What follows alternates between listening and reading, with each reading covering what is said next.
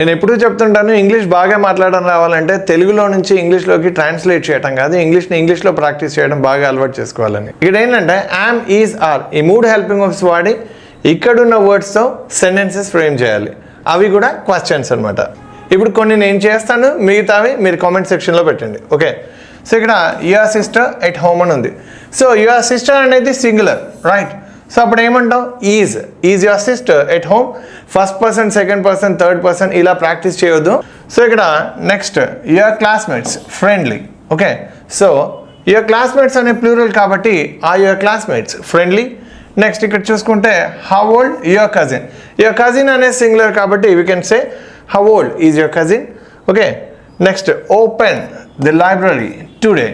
So the library అనే singular కాబట్టి is the library open today. ఇలా చెప్తే సరిపోద్ది. సో ఇక్కడ మిగతావి మీరు చేయండి, కామెంట్ సెక్షన్లో టైప్ చేసి పెట్టండి.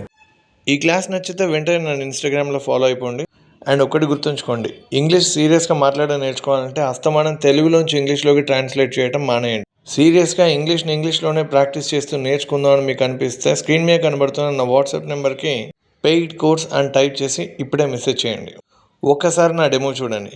నా టీచింగ్ స్కిల్స్ ఎంతమందితో కంపేర్ చేస్తారో మీ ఇష్టం. అందరికన్నా నేనే మీకు బాగా నేర్పగలను అని మీకు అనిపిస్తేనే మీరు నా కోర్సులో జాయిన్ అవ్వండి.